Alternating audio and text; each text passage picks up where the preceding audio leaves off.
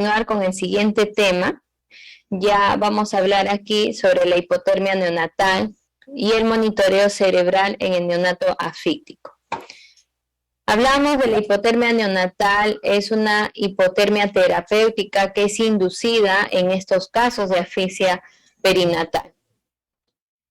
Trata más que todo de reducir la temperatura corporal del neonato, pero de forma controlada, en mantener una temperatura de 33 a 34 grados centígrados, que se van a dar durante las primeras 6 horas hasta las 72 horas de vida, y que además va a seguir de un recalentamiento lento, o sea, poco a poco progresivo se va a ir manejando la temperatura, se va a ir aumentando hasta regular esta temperatura normal.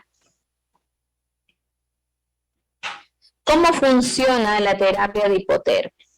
Los bebés con encefalopatía hipóxica isquémica atraviesan un proceso de enfriamiento. Pero, ¿cómo es este proceso y cómo ayuda a detener el daño de la lesión cerebral? El proceso es el siguiente. Aquí lo vamos a ver de forma didáctica en una imagen. Primero, que se va a usar un gorrito o una sábana enfriadora que se reduce la temperatura del cuerpo a 33.5 grados Celsius. La temperatura del neonato se reduce durante un periodo de 72 horas, o sea, desde que nace hasta las 72 horas de vida va a estar en esta hipotermia terapéutica. La disminución de la temperatura del cuerpo del niño, ¿qué es lo que va a hacer? Ralentiza la tasa metabólica. Cuando ya nosotros hemos visto de que nuestro paciente está en esta terapia inducida, se va iniciando el recalentamiento lento poco a poco. Desde las 72 horas que ha permanecido en una temperatura de 33 a 34 grados, entonces posteriormente a las 72 horas ya se va regularizando esta temperatura para que mi paciente ya de nuevo empiece su actividad metabólica. Las células pueden recuperarse, lo cual permite prevenir que aumente el porcentaje de daño cerebral. Si yo doy una adecuada hipotermia inducida terapéutica, lo que yo voy a garantizar es que este daño sea irreversible, que quiere decir que se puede disminuir las complicaciones a largo plazo.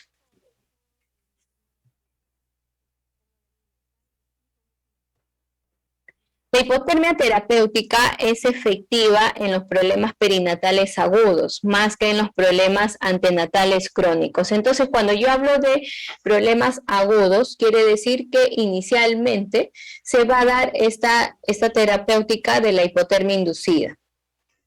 En los crónicos ya no va a ser tan efectiva porque ya hemos visto que el daño celular ya aumentó, ya es mucho mayor, y lo que quiere decir es que no podemos realizar de repente quizás revertir este daño a nivel cerebral. ¿Cuáles son los criterios de inclusión? ¿En qué bebés se van a dar esta hipotermia terapéutica inducida? En aquellos recién nacidos a término o prematuros tardíos que son mayor o igual a 36 semanas de edad gestacional. En aquellos pacientes de edad postnatal menor o igual a 6 horas de vida. Entonces, miren, para nosotros poder brindar una hipotermia terapéutica inducida, tenemos que tener en cuenta que se va a utilizar en aquellos bebés a términos que cumplen las semanas de edad gestacional, quiere decir mayor de 37 semanas. También en aquellos bebés prematuros tardíos que son mayor o igual a 36 semanas de edad gestacional. Y en una edad postnatal, en una asfixia neonatal, pero que el bebé tenga menos o igual de 6 horas de vida. Por eso que decimos que directamente se va a dar en un tratamiento agudo y no crónico, porque en crónico ya nosotros vemos que el grado de severidad, el grado de complicación ya va a avanzar. En un tratamiento agudo, que es inmediato, entonces nosotros vamos a saber que va a tener una mayor efectividad. Aquí les voy a mostrar un video sobre cómo se observa, cómo se da esa hipotermia terapéutica.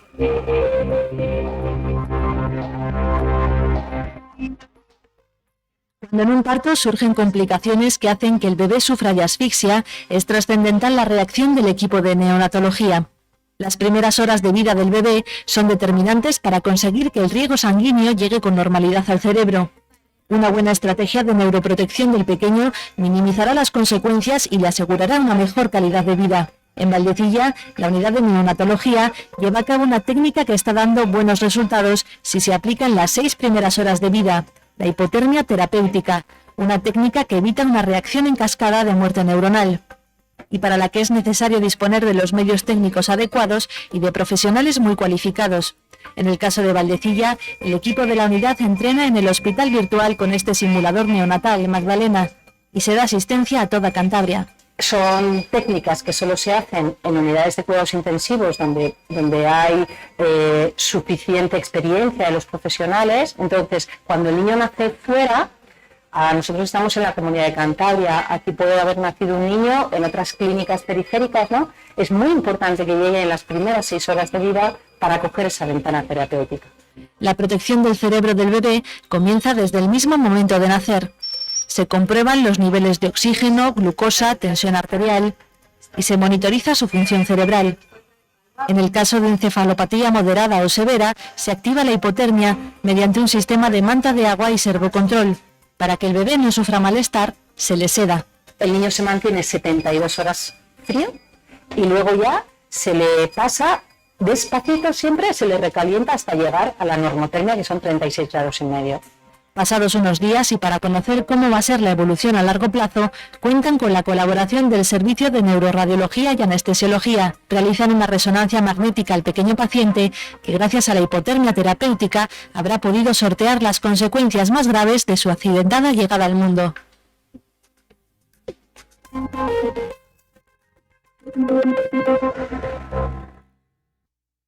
Entonces ahí hemos podido observar cómo es que se da esta hipotermia terapéutica inducida.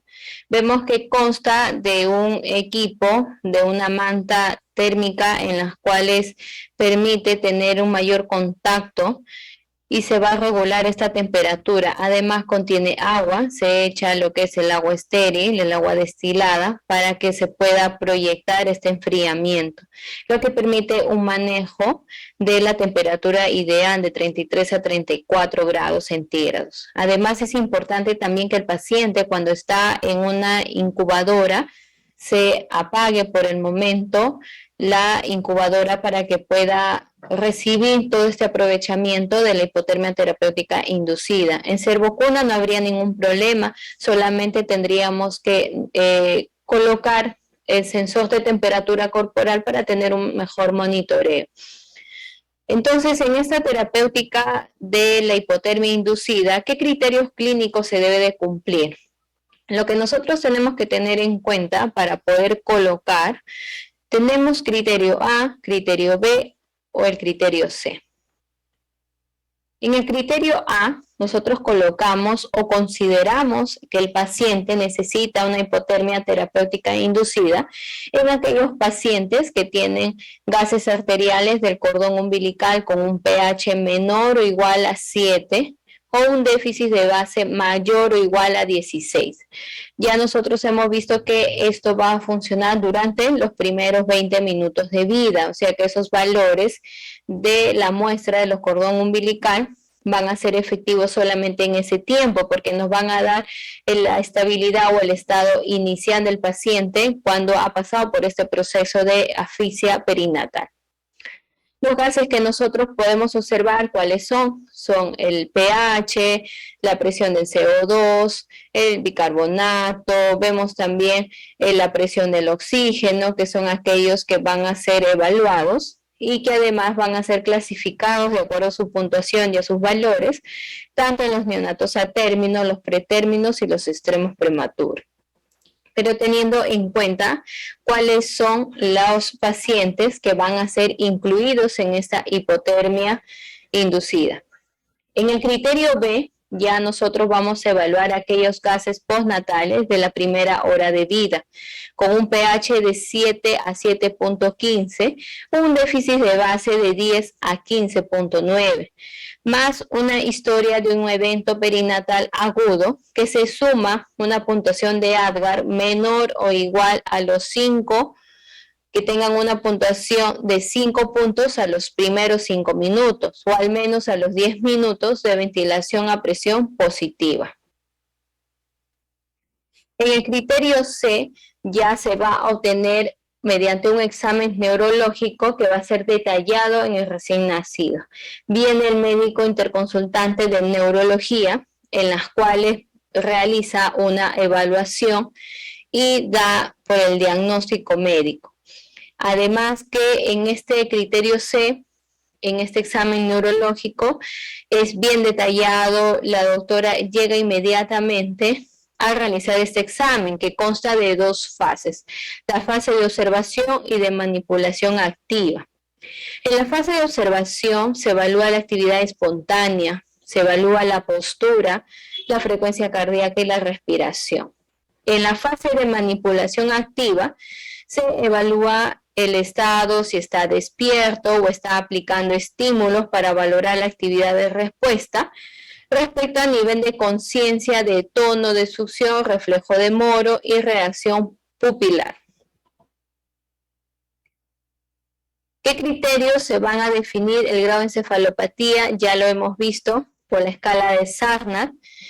Tenemos nosotros el grado 1, en 2 y en 3. Esta es una escala de Sarnat ya modificado, donde va a incluir más parámetros. Si nosotros veíamos el estado de alerta, veíamos parámetros como la alimentación, veíamos parámetros de el porcentaje de riesgo de muerte, entonces aquí ya estamos obteniendo una escala más modificada. ¿Qué quiere decir?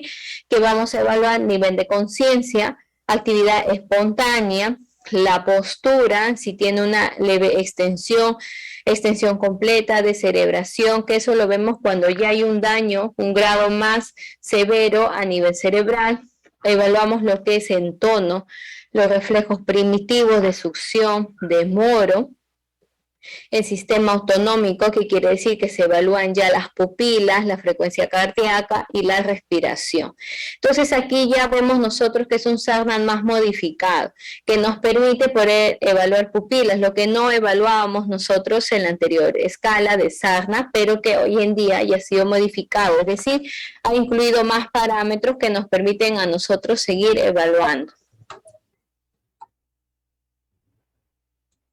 Los criterios de exclusión, ¿en qué criterios nosotros no vamos a considerar para nuestros pacientes de hipotermia terapéutica?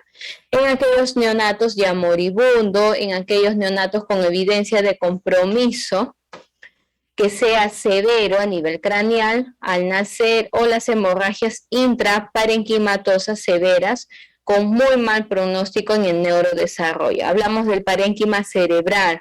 Cuando hablamos de a nivel cerebral, tenemos en cuenta, nos podemos a pensar de los ventrículos cerebrales.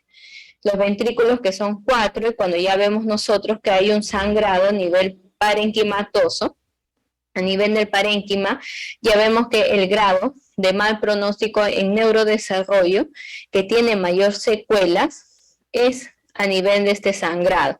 Al igual que nosotros cuando hablamos de las HIV, las hemorragias intraventriculares en el prematuro, es igualito, se dividen en 4 grados, en el grado 1, grado 2, grado 3 y grado 4. Cuando hablamos de buen pronóstico, que quiere decir que las secuelas son menores y que pueden ser revertibles, hablamos del grado 1 y 2. Cuando hablamos ya de mayor complicación, que no puede haber una reversión, hablamos del grado 3 y 4. Entonces, el grado 4 nos abarca que el sangrado ya se va a dar a nivel del parénquima cerebral.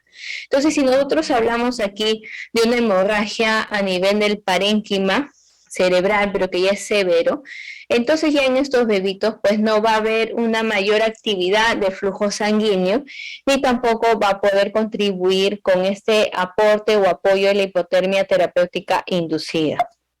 Es por ello que en ellos se excluye para poder brindar esta terapia. En aquellos pacientes también con anomalías congénitas o genéticas mayores que no sean compatibles con la vida, como por ejemplo el síndrome, la trisonomía 13, la trisonomía 18 o las diferentes anomalías que nosotros podemos encontrar, o en quienes no se justifica instaurar un tratamiento que sea agresivo porque no hay un buen pronóstico. Cuando hay pacientes con diagnósticos de un retardo de crecimiento intrauterino, que además es severo, con un peso al nacer menos de 1.800 gramos. Como por ejemplo aquí nosotros vemos, ¿no? Un retardo de crecimiento intrauterino, vemos que ambos bebés tienen la misma edad gestacional, pero que uno es a término y el otro bebé tiene un RCIO. En aquellos bebés con una edad postnatal mayor a 6 horas. Dijimos que la hipotermia terapéutica inducida solamente se podía indicar en aquellos pacientes de la etapa neonatal, solamente que tienen menos o igual a 6 horas de vida. Los que tienen mayor de 6 horas de vida, ya no se podía colocar la hipotermia terapéutica inducida. Esta es una exclusión relativa, pues algunos estudios muestran que aún iniciando la hipotermia terapéutica, pocas horas luego de este tiempo podría haber algún beneficio en el neurodesarrollo. Podría haber, pero que no se está evidenciando en un 100%, para lo cual nosotros necesitamos actuar de manera inmediata dentro de las primeras 6 horas o igual a las 6 horas de vida de nuestro paciente.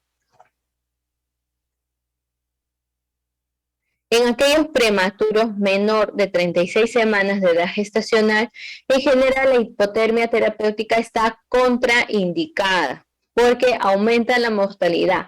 Si nosotros vemos que a un prematuro se le va a brindar una hipotermia inducida, ¿qué es lo que nosotros podemos observar? Si nosotros tratamos que en el prematuro hay una mayor conservación del agua corporal, se maneje una adecuada temperatura, cuidamos muy bien la termorregulación que sea efectiva para su adaptación a la vía extrauterina. Imagínense si nosotros colocamos una hipotermia terapéutica inducida. Ese paciente pues estaría perdiendo calor, perdiendo agua corporal, ese paciente estaría con hipoglicemia, ese paciente estaría con daños hipóxicos a nivel cerebral. Entonces quiere decir que mi paciente se complicaría mucho más. Si nosotros vemos que por qué proporcionamos calor, por qué proporcionamos temperatura, humedad, porque sabemos que el bebé prematuro tiene un desarrollo inmaduro de la piel. Quiere decir que es más permeable, está propenso a las infecciones, a las pérdidas de calor, de agua corporal. Es por ello que yo necesito brindar unos buenos cuidados de termorregulación. Es por eso que en ellos no está indicado una hipotermia terapéutica inducida. Algunos estudios como excepción han incluido neonatos de 35 semanas de edad gestacional que aparentemente obtienen buenos resultados, pero que no está indicado directamente. El enfriamiento que se da pasivo antes de la remisión y durante el transporte, con el fin de no retardar el efecto neuroprotector del enfriamiento, se recomienda iniciar esta intervención terapéutica en el hospital de referencia antes del transporte mediante el enfriamiento pasivo. Cuando hablo yo del transporte, quiere decir cuando yo traslado de mi paciente que nació en una institución de menor complejidad y quiero que vaya a una institución de mayor complejidad para que reciba un buen tratamiento para su daño hipóxico cerebral. Entonces, esta hipotermia terapéutica inducida tiene que empezar desde el hospital o la institución donde nació y conducirlo con este enfriamiento hasta que llegue a la institución de referencia. Porque si yo no hago ello, estoy perdiendo este tiempo que mi bebé necesita. Entonces tengo yo que brindar el enfriamiento desde el nacimiento hasta que se transporta a otro lugar de referencia. Diferentes estudios han demostrado que es muy eficaz que mi paciente se transporte con el enfriamiento y que además permita o brinde mayor seguridad durante el transporte de los neonatos asfixiados. ¿Cuál es el protocolo de enfriamiento pasivo? Ya hemos visto quiénes son candidatos a la hipotermia y que además aquí se debe evaluar en forma detallada la unidad de cuidado intensivo neonatal luego de haber completado el esquema de reanimación neonatal y además luego de haber estabilizado y confirmado que el bebé incluye o tiene los criterios para que pueda ser inducido a una hipotermia. Primero nosotros tenemos que apagar la incubadora, ya sea de calor radiante o cualquier otra fuente de calor externa, porque si yo estoy provocando enfriamiento a mi paciente, la incubadora tiene que estar apagada. Por más que yo le ponga 33 grados, 32 grados, 31 grados, siempre va a haber un recalentamiento, siempre va a haber un proceso en el cual no me va a permitir que se maneje adecuadamente esta hipotermia terapéutica inducida. ¿Qué más tengo yo que tener en cuenta? El monitoreo de temperatura rectal. Este tiene que ser un registro que se escribe cada 15 minutos manteniendo la temperatura rectal entre 33 a 35 grados.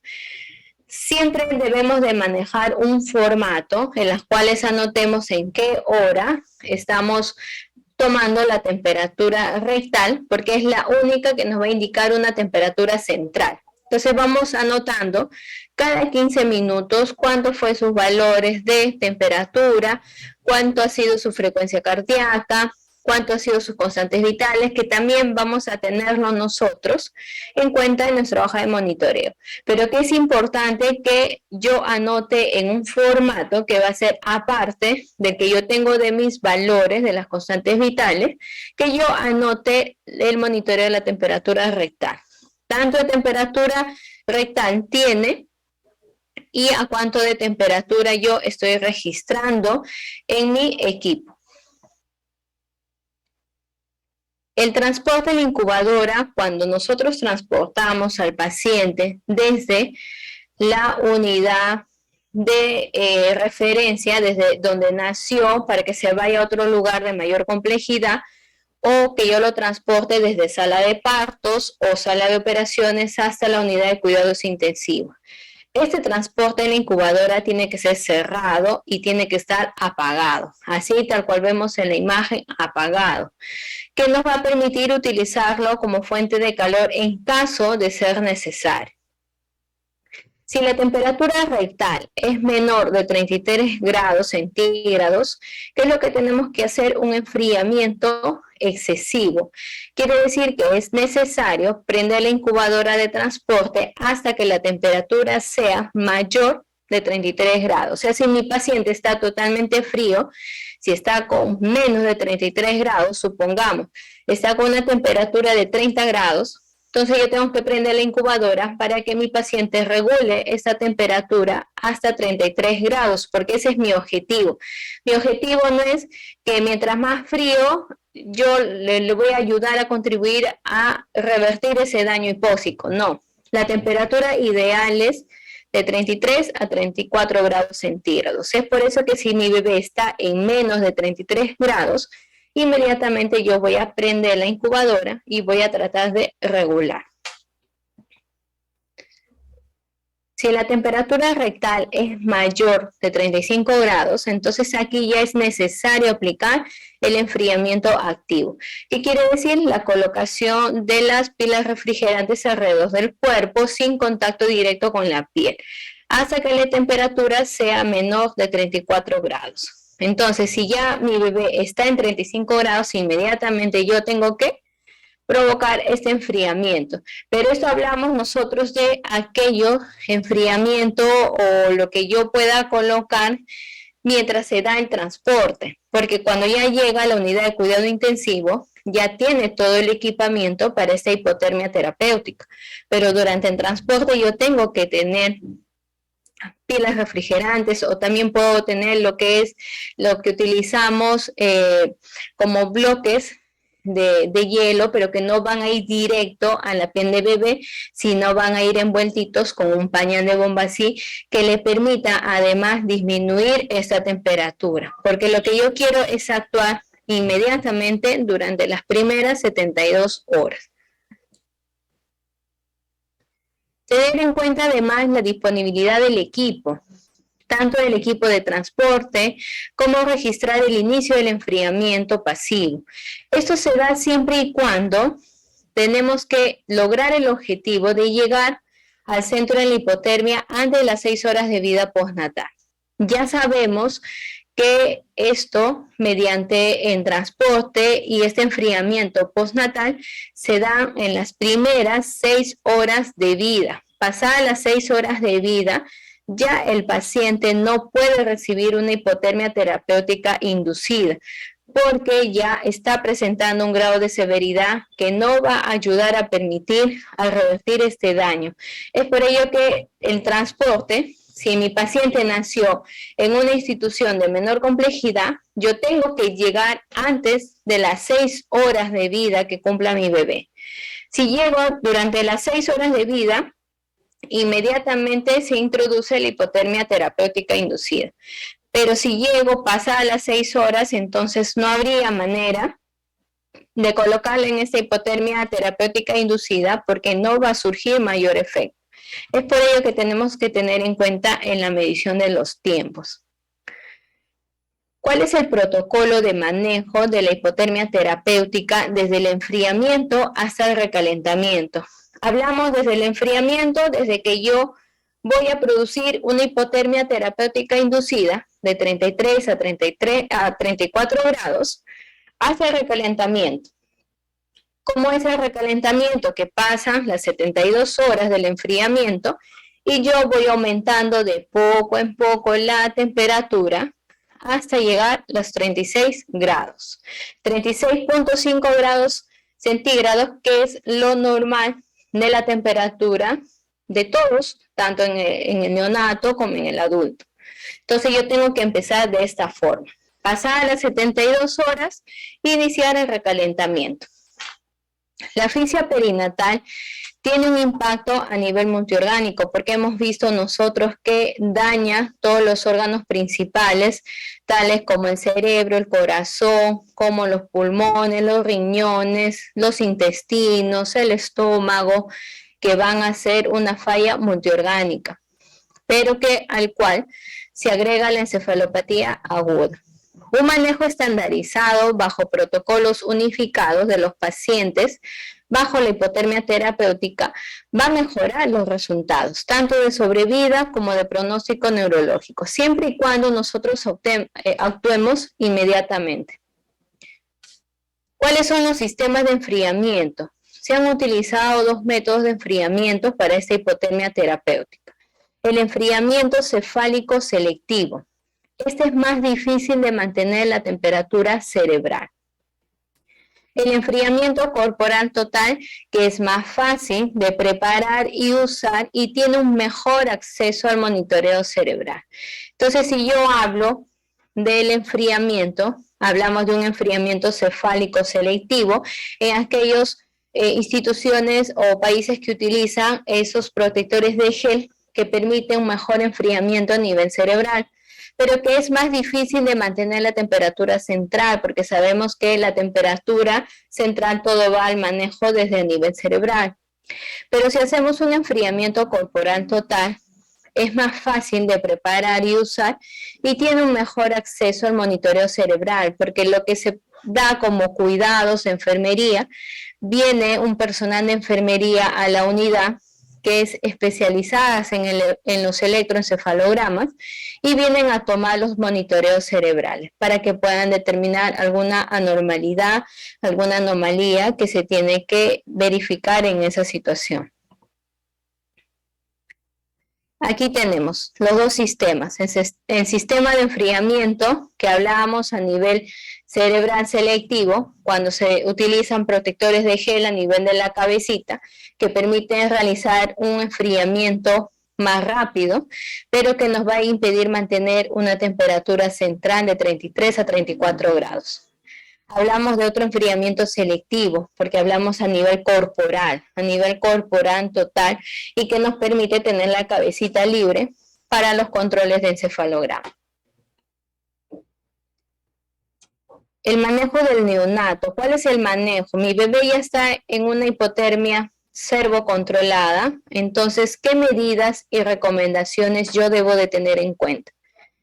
Siempre debemos de preparar el equipo con anticipación, porque sabemos que, ahora se los dejo a ustedes de pregunta, ¿por qué tengo yo que manejar con anticipación? Me lo van a responder en el chat. ¿Por qué? Ahí ustedes van a responder. Porque yo tengo que tener todos mis materiales, mi equipo con anticipación, porque yo tengo que tener en cuenta en tiempo que llega mi bebé. Me lo van a responder y al final de la ponencia yo lo voy a revisar. Disponer de un sensor de control de la temperatura esofágica o rectal, porque eso me va a permitir tener un mejor monitoreo. Colocación de una línea central con un catéter arterial o venoso umbilical. Vamos a manejar lo que es el cateterismo umbilical para así poder realizar por el catéter umbilical arterial los controles de gases arteriales que me van a permitir saber el pH, el lactato, que van a permitir ayudar y contribuir a modificar aquellos parámetros ventilatorios o poder ver si hay acidosis, alcalosis, todo lo que yo pueda identificar. El monitoreo de la temperatura tiene que ser de forma continua, por eso es que les mencionaba que tiene que haber un formato en las cuales yo tengo que anotar constantemente la temperatura central que tiene mi bebé. Verificar regularmente la posición del sensor de la temperatura. Si es esofágico, mediante radiografía de tórax, yo lo voy a poder observar, porque de esa forma voy a mantener una temperatura más exacta que me permita realizar el monitoreo de esta temperatura. La colocación adecuada de la manta térmica. Vemos que en este equipo viene una manta térmica que se coloca debajo del cuerpo del bebé para una mayor exposición corporal. Además que tenemos que tener un monitoreo estricto respiratorio, hemodinámico, metabólico. ¿Por qué yo tengo que tener un monitoreo estricto respiratorio? A ver, colegas, hemos hablado bastante del consumo metabólico, hemos hablado bastante de lo que es la complicación, por qué mi paciente, por qué creen ustedes que yo tengo que tener un monitoreo estricto respiratorio. Entonces, yo tengo que tener un monitoreo estricto respiratorio porque cuando mi paciente está con un quejido, con una retracción, aleteo, ¿qué es lo que aumenta? El consumo metabólico. Cuando yo voy a ver que aumenta el consumo metabólico, en esa hipotermia terapéutica, yo no voy a poder evidenciar que la tasa metabólica esté en aumento, porque aumenta un poco más cuando hay un mayor trabajo. Lo que yo quiero es que la tasa metabólica no aumente, porque si aumenta, mi paciente en ese momento va a tener taquicardia, va a tratar de compensar lo que le falta el oxígeno. Entonces, lo que yo tengo que tener es que mi paciente esté controlado, por eso es que está sedado, porque lo que queremos es que no esté irritable, no esté llorando, porque si no, mi paciente empieza a aumentar esta tasa metabólica, este consumo metabólico. Y lo que yo quiero es conservar la energía de lo que en el daño hipóxico se reduzca. Entonces, eso es lo que yo tengo que tener un monitoreo estricto respiratorio. Como no me ha respondido a la pregunta, yo les decía que ¿por qué tengo que tener preparado con anticipación? Porque ya se los he venido repitiendo, que solamente esta hipotermia terapéutica solamente funciona en aquellos bebés dentro de las primeras 6 horas de vida. Pasadas las 6 horas de vida, ya no funciona esta hipotermia terapéutica, es decir, yo ya no le puedo colocar esta hipotermia terapéutica a mi paciente que tiene más de 6 horas. Por eso es que cuando yo voy a recibir un paciente con una asfixia perinatal, una asfixia neonatal, inmediatamente tengo que preparar todo el equipo y que el equipo esté disponible, porque a veces la unidad puede contar solamente con uno, solamente con dos y podemos tener otro bebé. Entonces, en ese momento se va a evaluar la disponibilidad.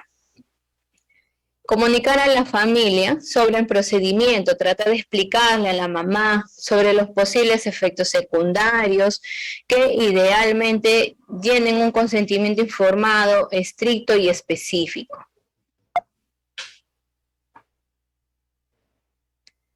Las fases de la hipotermia terapéutica, ya tenemos nosotros dentro de las fases el enfriamiento.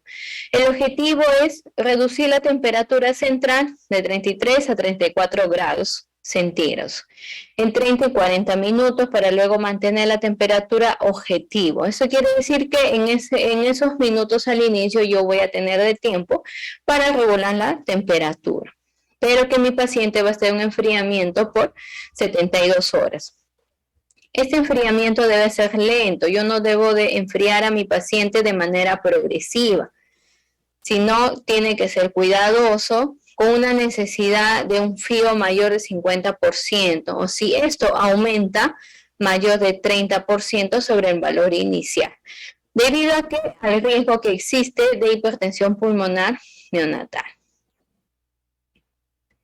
La hipotermia terapéutica se inicia en las primeras 6 horas de vida. Es ideal realizar un ecocardiograma que sea de inicial temprano, desde que ingresa mi paciente a la unidad, para poder evaluar el estado hemodinámico y así instalar el manejo apropiado. La fase de mantenimiento, vimos la fase de enfriamiento, que es primero colocar entre una temperatura de 33 a 34. Hablamos de una fase de mantenimiento, que este enfriamiento se debe mantener durante las 72 horas a 33.5 más o menos 0.5 grados centígrados. Los estudios no han demostrado que la hipotermia terapéutica durante más de 72 horas o a temperaturas inferiores a 33 grados centígrados mejoren los desenlaces relevantes.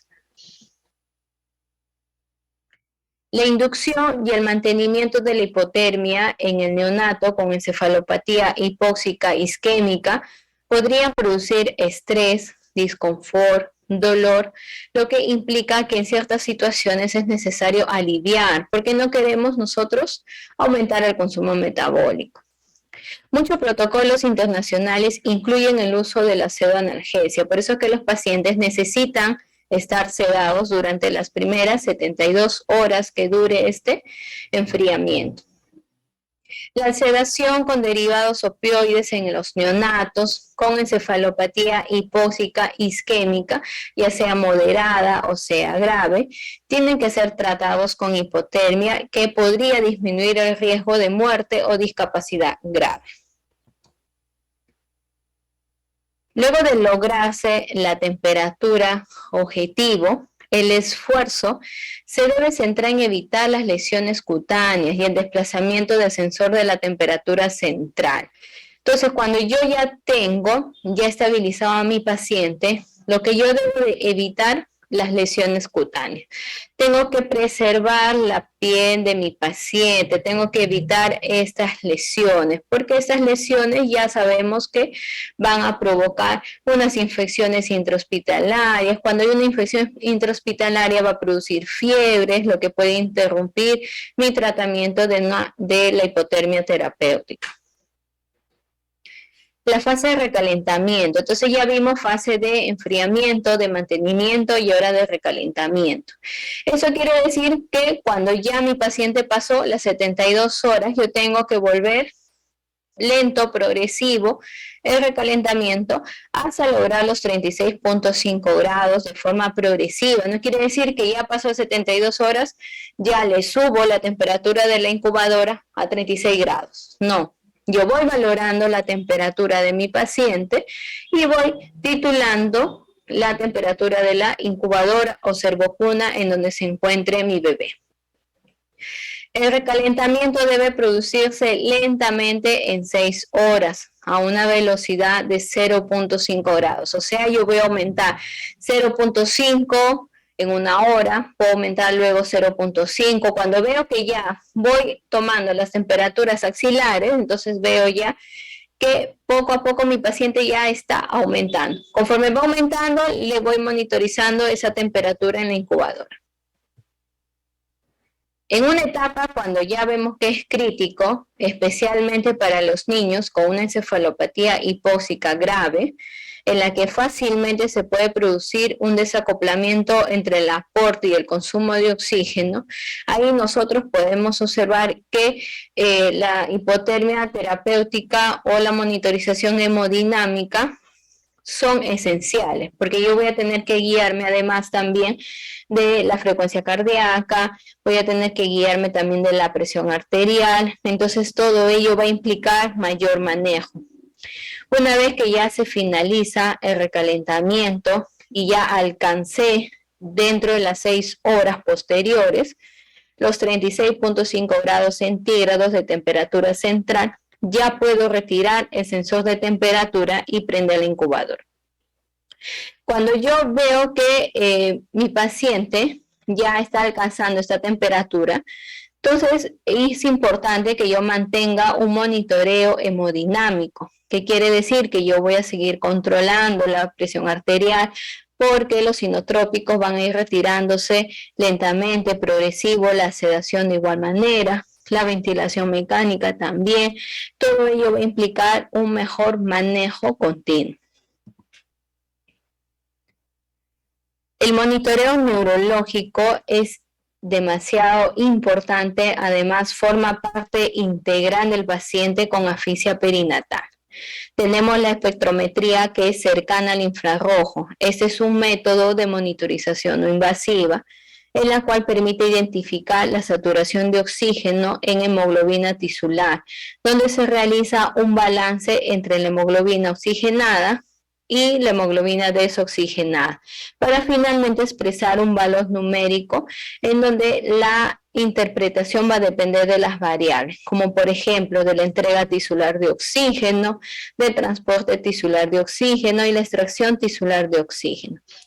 Esta herramienta se utiliza más que todo para valorar la perfusión al tejido cerebral. Vemos si está funcionando efectivamente, si hay una buena perfusión a nivel cerebral, en las cuales me está permitiendo que el daño sea menos agresivo. Técnicamente este infrarrojo se trata de un dispositivo que cuenta con un sistema de sensores que van a ser separados por una distancia, definidos por una fuente de luz para medir las diferentes longitudes de onda de dicha luz. Son aquellas que se van a colocar a nivel cerebral. La oxigenación cerebral, como sabemos, disminuye en las primeras 4 o 6 horas de vida, por eso es que es importante insertar esta hipotermia inducida, seguida de una recuperación. ¿En qué momento hay una recuperación de la lesión anóxica de las neuronas? Se da entre las 18 a 20 horas. Por eso es que nosotros vemos que el tratamiento dura 72 horas. Este descenso poshipóxico de la oxigenación cerebral ha sido menos evidente en aquellos neonatos que desarrollan finalmente una lesión cerebral. Esta es la colocación de los electrodos. Vemos que tiene una distancia, una longitud, se va a fijar a nivel cerebral como sensores en la piel y se va a asegurar que sus bordes estén adheridos, porque si se desconecta ya inmediatamente las líneas del electrodo del monitoreo no van a ser exactas y van a aparecer una alteración. Es por eso que inmediatamente tiene que fijarse correctamente y adherirse fácilmente. Si adhieren con gel se va colocando para que puedan salir datos fidedignos que permitan una mejor evaluación. ¿Cuáles son las posiciones de los electrodos? Que se debe ubicar en la región supraorbitaria, en la frente, por debajo de la línea de implantación del cabello, para obtener los valores de la corteza frontal. Porque si colocamos por encima, ya los cabellos nos van a poder impedir estos resultados. El electrodo somático está ubicado idealmente en la fosa renal. que debe seccionar su área de elección y evitar ubicar el electrodo sobre depósitos de grasa que tengan pelo, tengan huesos, tengan lunares, hematomas o piel laceradas. La interpretación del electrodo cerebral se va a dar que en los primeros 15 minutos de vida tiene que haber unos valores normales de 45 a 75%. En los primeros minutos de vida se van a dar hasta el inicio de la hipotermia unos valores de 55 a 85% en respuesta de esta evaluación cerebral. Y durante la etapa de la terapia de hipotermia entre un 55 a 85%.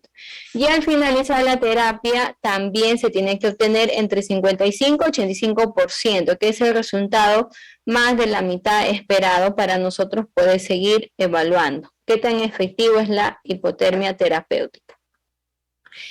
Y hablamos nosotros de valores, pero ¿qué significan estos valores? Estos valores nos van a permitir que si obtenemos resultados menor del 40% o una disminución sostenida del 20% con respecto al valor basal, siempre serán anormales. O sea, ¿qué quiere decir? Que nos van a enfatizar una actividad eléctrica cerebral anormal, que quiere decir que puede haber una falla, una secuela a largo plazo. Pero cuando hay valores mayores del 85%, especialmente mayor o igual al 95%, siempre va a ser normal, que nuestras secuelas van a ser en menor proporción o de repente ese daño hipóxico ha sido revertido.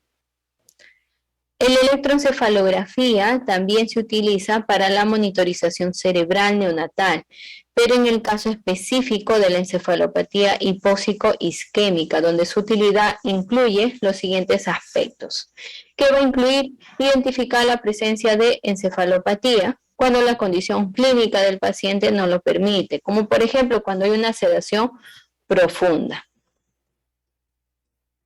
Identificar la presencia de eventos de progresión ictal o estatus epiléptico. Identificar aquellos elementos de pronóstico, qué tanto el pronóstico voy a poder yo identificar aquellas complicaciones o secuelas a largo plazo. Determinar la presencia de actividad eléctrica cerebral. También tengo que, mediante este monitoreo, detectar la presencia de la actividad eléctrica cerebral para saber que el cerebro tiene una buena irrigación, una buena perfusión y una buena actividad eléctrica, que quiere decir que está en actividad, porque si yo no observo una actividad eléctrica cerebral, mi paciente puede estar en un estadio de coma o sospecha de muerte cerebral, y ahí ya no sería efectivo una hipotermia terapéutica inducida. El monitoreo con el electroencefalograma se debe iniciar inmediatamente se sospeche la encefalopatía e incluso antes de iniciar la hipotermia, ya que el electroencefalograma puede contribuir a la decisión sobre la indicación de la terapia y la clasificación de la severidad de la encefalopatía antes del inicio de medicamentos que pueden cambiar el trazado. Ahora vamos a poder ver un video. ¿Cuál es? Mi nombre es Ingrid Tatiana Muñoz. Ya la clínica de ensayos porque estaba embarazada, tenía 37.6 semanas y en las horas de la madrugada presenté un sangrado. Entonces me ingresaron por urgencias porque también tenía la presión muy alta y ya estaba llegando a una preeclampsia casi severa. Entonces empezaron a inducirme el parto para que empezaran las contracciones, pero a las horas de la tarde tuve un desprendimiento de placenta del 80%, entonces pues empecé a sangrar y me llevaron a cirugía inmediatamente. Luego tiene una asfixia perinatal porque la mamá, por situaciones de su propio embarazo, tiene un abuso de placenta. La placenta se desprende tempranamente, normalmente se debe desprender después de que el bebé nazca. En este caso se desprendió antes de que el bebé naciera y es de la que entrega todo el aporte de oxígeno y nutrientes al bebé. Y eso llevó a que desarrollara una asfixia. Debido pues a la obstrucción de la placenta que tuve, la bebé empezó a quedar sin oxígeno adentro y cuando ella salió tenía un paro. La asfixia perinatal es una condición con que nacen algunos bebés en la cual hay una disminución de la entrega de oxígeno, alteraciones de los procesos metabólicos a nivel cerebral que puede llevarlos a que tengan probabilidad de algún tipo de daño neurológico. No es muy frecuente, realmente en el mundo, en países como el nuestro, se habla entre 8 a 10 por cada 1000 recién nacidos. O sea, se puede presentar de alguna manera, podemos decirlo, entre unos 10, 12 casos al año en algunas de las instituciones de la ciudad.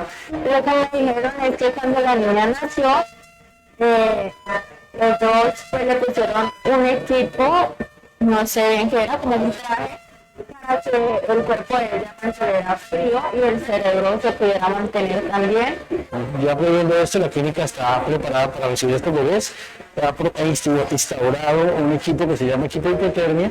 Es un equipo que consiste en una manta y un monitor del cerebro, electroencefalográfico, y nos colocamos en hipotermia con temperatura de 33 grados y medio por parte de 3 días. En la ciudad apenas hay 2 equipos que tienen esta opción de las 11 o 12 instituciones que tienen bebecitos en el país. Realmente por cada ciudad habrán 1 o 2 equipos. A los días de que estuvo con los equipos, ya empezaron pues a quitarle cierta parte para que ella misma fuera recuperando su calor corporal. Empezamos a ver todo su proceso nutricional, su manejo respiratorio, evaluamos desde el punto de vista de imágenes cómo está el cerebro, desde el punto de vista electroencefalográfico cómo está el cerebro, con el equipo transdisciplinario que trabajamos acá, neurólogos, pediatras, neonatólogos, etcétera. Digamos que está evolucionando muy bien y la niña realmente responde bien y vemos que no queda con ningún tipo de lesión ni secuela. La verdad me encuentro muy feliz por la atención que ella ha tenido, porque pues era algo casi imposible que saliera bien después de lo que le pasó, pero pues hasta el día de hoy todo me han dicho que se encuentra en perfecto estado. Principalmente le agradecería a Dios, pues, que es el que nos permite estar hoy en día aquí. Segundo, a los doctores que me atendieron, a mí, a la doctora Paula, al doctor Torres, también obviamente especialmente a los que atendieron a mi bebé, a todo el equipo que estuvo con mi bebé, porque pues gracias a ellos ella está bien hoy en día. Y en sí a todo el equipo de la clínica Versalles, porque la verdad la atención fue muy buena. El caso de los niños que salen de muy buenas condiciones, consideramos un éxito. Es una graduación para ellos, para la familia y para todo el personal y equipo de trabajo de la institución.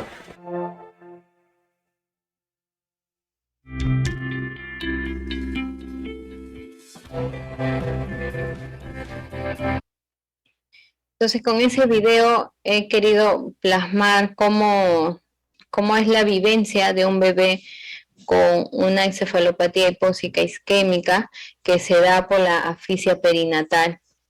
Vemos cómo es actuar inmediatamente para que esos daños sean reversibles, o sea, que puedan revertir y no pueda haber un daño a nivel de secuelas neurológicas en la primera infancia. Por eso es que siempre he estado recalcando desde el inicio de la ponencia el tiempo que nosotros tenemos para que pueda realizarse ese traslado a tener la hipotermia terapéutica solamente es dentro de las primeras 6 horas de vida, o sea, 6 horas de vida después del nacimiento. Eso es importante y vital, porque pasadas las 6 horas ya no se puede colocar. Si actuamos inmediatamente de manera rápida y colocamos esta hipotermia terapéutica, tenemos por seguro de que el paciente inmediatamente va a recuperar todo ese daño que puede haber pasado, puede haber sido complicado a largo plazo, pero sin embargo al actuar inmediatamente podemos ayudar y contribuir en sus primeras horas de vida. Señorita Jocelyn, acá hemos terminado la siguiente ponencia. Vamos a responder algunas preguntas, si las hubiera. Sí, muchas gracias, doctora Sujei. Vamos a ver, aquí tenemos una pregunta del licenciado Renzo. Tengo entendido que la temperatura rectal ya no se toma o en una excepción, o es una excepción. Sí, acá es importante, hablábamos nosotros también de los sensores, hablábamos de sensores esofágicos, hablábamos de sensores también a nivel del estómago, en las cuales van a permitir una medida de temperatura central.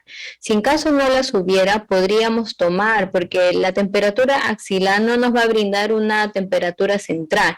Lo que nosotros queremos es manejar una temperatura central de que esté a unos valores de 33 a 34 grados centígrados.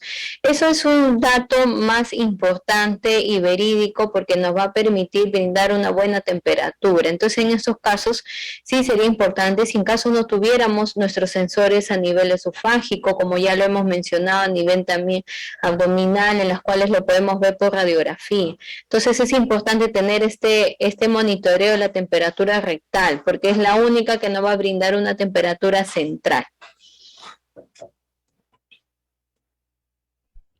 Ok, muchas gracias, licenciado Renzo.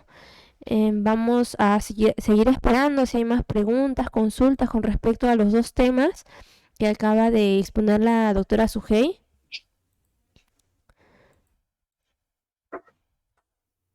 Pueden realizarlo mediante el botón del chat.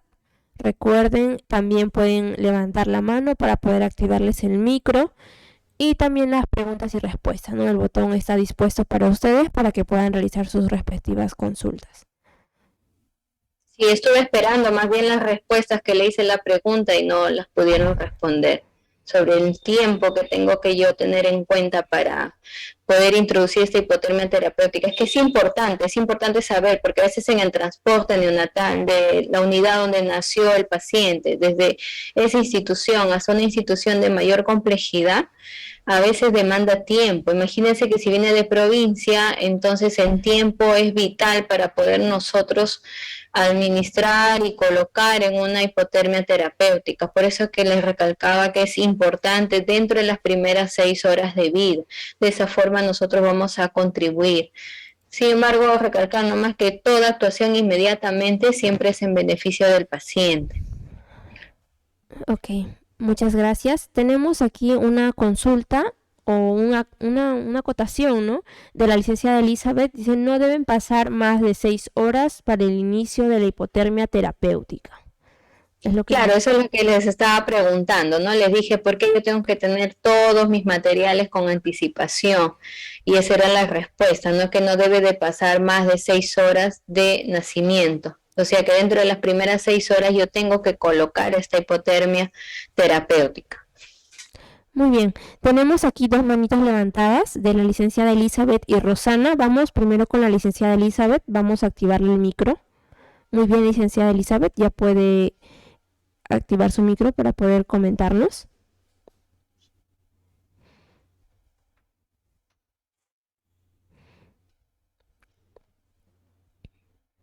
Licenciada Elizabeth, ¿nos escucha?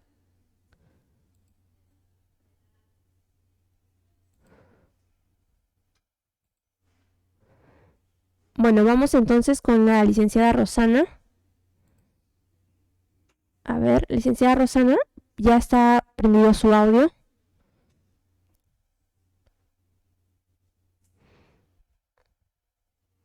Licenciada, ya puede activar su audio. Le hemos otorgado el permiso.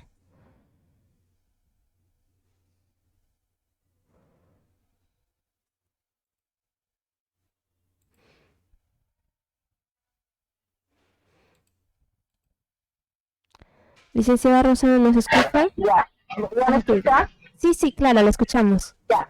Mi consulta era si en caso el bebé por parte autóxico o por distóxico, si el bebé realiza meconio al momento de nacer, ¿ya no se toma la temperatura rectal? O igual se toma la temperatura rectal.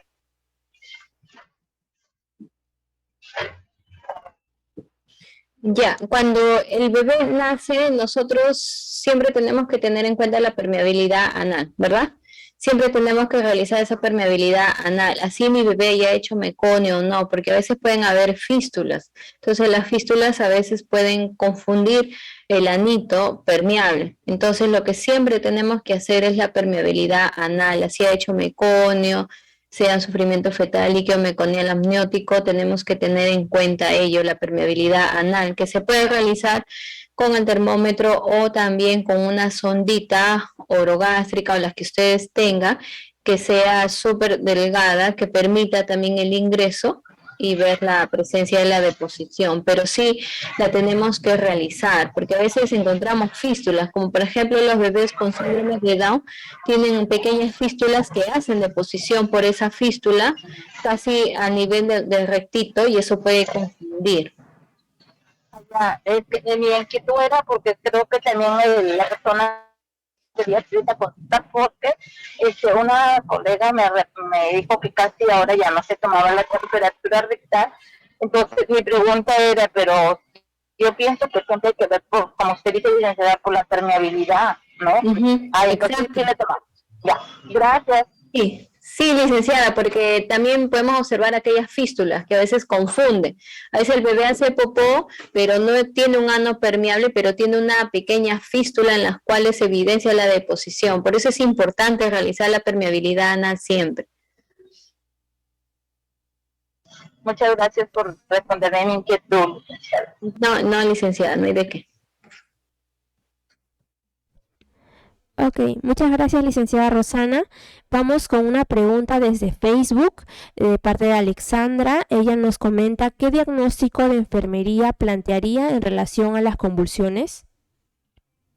Sí, por ejemplo, en las convulsiones nosotros podemos colocar primero el riesgo de lesión. En el riesgo de lesión nosotros podemos ver que cuando hay estas presencias de convulsiones tenemos que ver el riesgo de caída, el riesgo de la lesión con la lengüita, tenemos que tener ciertos cuidados a veces si son bebés pediátricos, son bebés más grandes en el uso de los barandales, ¿no? Entonces también tenemos que ver nosotros la disminución o de la perfusión cerebral, porque eso también va a permitir y va a ser como un diagnóstico, un problema en las cuales si hay daños hipóxicos pueden haber también la presencia de convulsiones. También el síndrome de deterioro que nosotros podemos encontrar a nivel cerebral. ¿Qué otros? Todos los diagnósticos que se puedan añadir en las convulsiones. ¿Qué más nosotros podemos ver en un bebé con convulsión? El daño o lesión a nivel cerebral. La lesión a nivel cerebral relacionado con su patología o también nosotros podemos saber con las complicaciones dentro de la fisiopatología. También podemos orientar otro diagnóstico de la hipoglicemia, del riesgo de la hipoglicemia o también que es un problema porque cuando se da el daño hipóxico hay una redistribución del flujo sanguíneo y por ende disminuye la concentración de la glucosa. Todos estos diagnósticos que van a ir direccionados directamente hacia las convulsiones. Ok, perfecto. Muchas gracias a Alexandra que nos ve desde Facebook. Tenemos también de Facebook otra consulta de parte de Dina.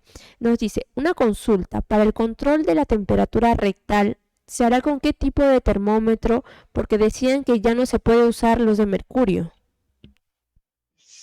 Sí, mira, cuando nosotros queremos hacer la permeabilidad rectal, podemos utilizarla de la siguiente manera, es decir, tenemos el de mercurio, tenemos ahí donde podemos observar los números, entonces de la forma donde tenemos los números, podemos realizar la permeabilidad anal. Sin embargo, esos termómetros que contiene los de mercurio, los podemos utilizar en algunas medidas excepcionales, porque de la siguiente forma, si la institución no cuenta con los sensores a nivel esofágico, a nivel del abdomen, ¿cómo nosotros podemos obtener una temperatura central? Entonces yo le pregunto a ustedes, una temperatura axilar no nos va a dar un monitoreo de temperatura central. La única manera de tener una temperatura central es a nivel rectal. Axilar la podemos tener, pero de manera referencial.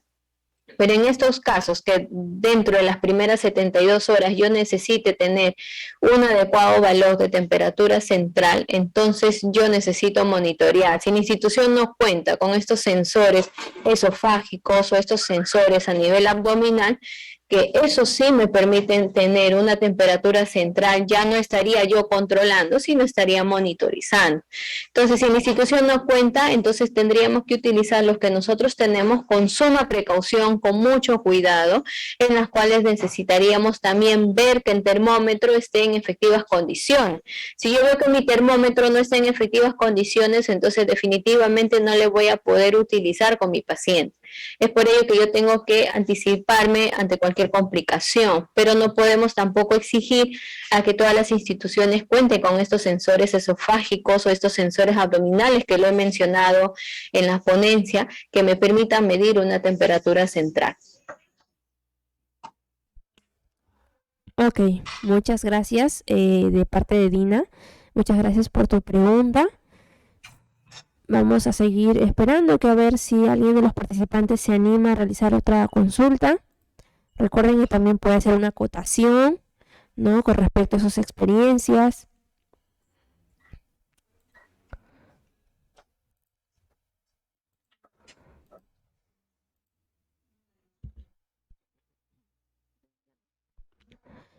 Ok, al parecer ha quedado todo claro, doctora Sujei.